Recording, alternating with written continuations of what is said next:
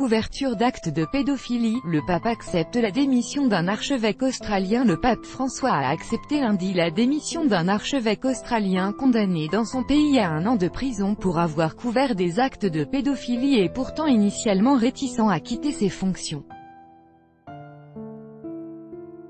Le Saint-Père a accepté la démission de ses fonctions pastorales de l'archevêché d'Adélaïde, dans le sud de l'Australie. NDLR, présenté par Monseigneur Philip Edward Wilson, a annoncé le Vatican dans une courte déclaration. Âgé de 67 ans, Philip Wilson, l'archevêque d'Adélaïde, avait été condamné le 3 juillet à 1 an de prison, devenant ainsi l'un des ecclésiastiques les plus haut placés dans la hiérarchie catholique mondiale à être sanctionné par la justice civile. Dès le mois de mai, il avait été reconnu coupable d'avoir dissimulé les sévices commis dans les années 1970 par Jim Fletcher, un prêtre pédophile notoire, en s'abstenant de signaler les accusations portées contre de ce prélat.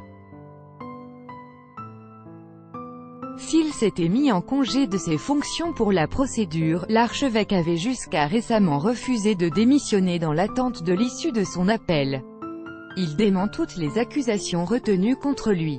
Le Premier ministre australien Malcolm Turnbull avait appelé le 19 juillet le pape François à le congédier. Il aurait dû démissionner et le temps est venu pour le pape de le limoger, avait déclaré M.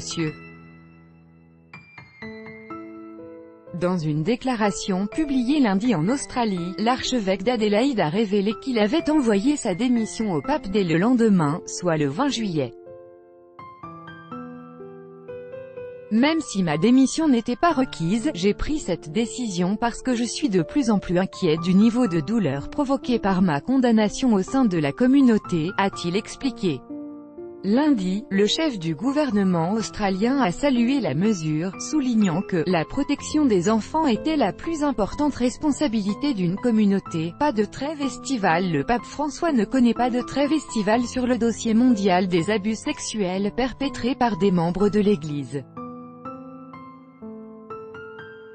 Samedi dernier, il avait accepté la démission du collège des cardinaux de l'américain Theodore McCarrick, 88 ans, archevêque émérite de Washington, déjà interdit d'exercer son ministère après des accusations d'abus sexuels aux États-Unis remontant à presque 45 ans. Le vieil homme devra rester reclus dans une maison pour mener une vie de prière et de repentance.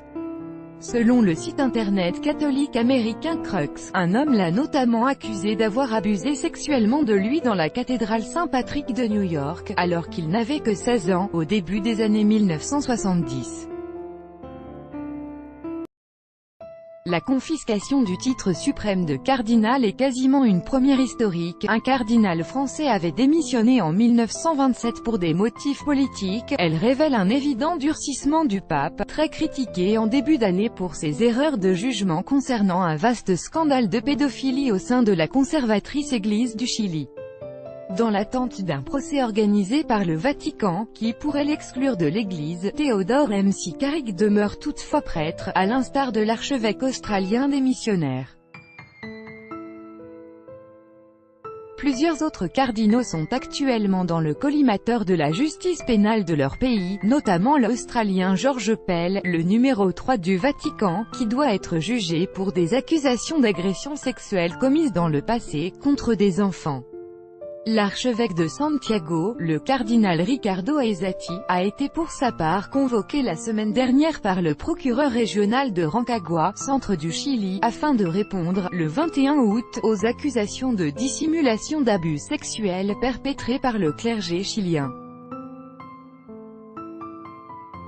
Le pape François a déjà accepté la démission de 5 premiers évêques chiliens, dont le controversé Monseigneur Juan Barros qu'il avait défendu avec trop de vigueur au cours d'un voyage en janvier au Chili. L'ensemble de l'épiscopat chilien avait présenté sa démission en bloc le 18 mai après une série de rencontres avec le pape argentin au Vatican, une démarche inédite dans l'histoire récente de l'Église catholique.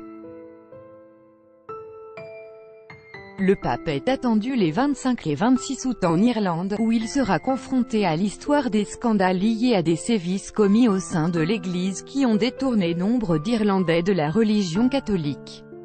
Il devrait discrètement y rencontrer des victimes. Tout droit de reproduction et de représentation réservé. Copyright 2018, Agence France Presse.